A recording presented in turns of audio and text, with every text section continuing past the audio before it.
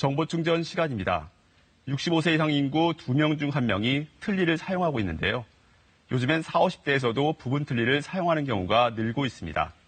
정보 충전에서 제2의 치아로 불리는 틀니의 올바른 사용법 준비했습니다. 음식을 맛있게 씹어 삼키는 것은 즐거움을 넘어 건강의 중요한 핵심입니다.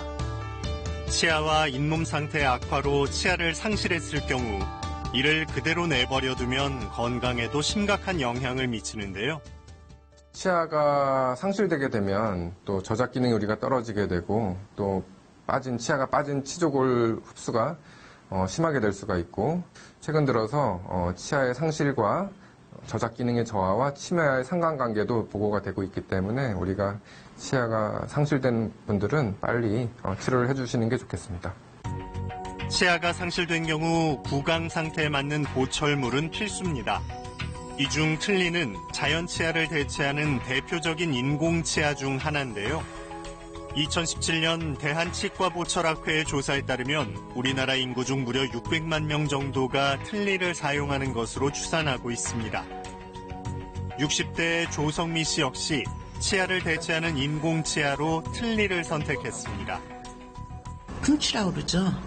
염증 생기는 거. 그래서 그 염증으로 인해서 잇몸 뼈가 다 녹았어요. 아랫부분 틀니가 7개거든요. 틀니 건강보험 적용 연령은 만 70세 이상에서 65세 이상으로 확대됐는데요. 보통 틀니라고 하면 전체 틀니를 떠올리기 쉽지만 부분적인 치아의 손실이나 상실이 있을 경우에는 부분 틀니를 사용하게 됩니다. 부분 틀니는 틀니의 안정과 유지를 남아있는 잇몸뿐 아니라 치아에서도 도움을 받을 수 있어 전체 틀니보다 견고한 것이 특징인데요. 보건복지부 조사에 따르면 비교적 젊은 층인 45세에서 64세 사용자의 경우 부분 틀니를 사용하는 비율이 더 높고 65세 이상의 경우 전체 틀니 사용자가 많은 것으로 나타났습니다. 틀니는 이제 나이가 아주 많으신 노년층 환자분들만 틀니를 하는 걸로 이제 생각을 하실 수가 있는데 비교적 젊은 환자분들도 이 치주 질환이 심해서 치조골 흡수가 심하거나 아니면 전신적인 조금 이제 질환이 있어서 임플란트 수술을 하기 어려운 상황이거나 아니면 좀 수술에 대한 이렇게 두려움이 있으신 경우 아니면 또 이렇게 조금 더 빠른 치료, 비용 대비 좀 빠른 치료를 원하실 경우에 많은 환자분들이 부분 틀니를 현재 하고 있습니다.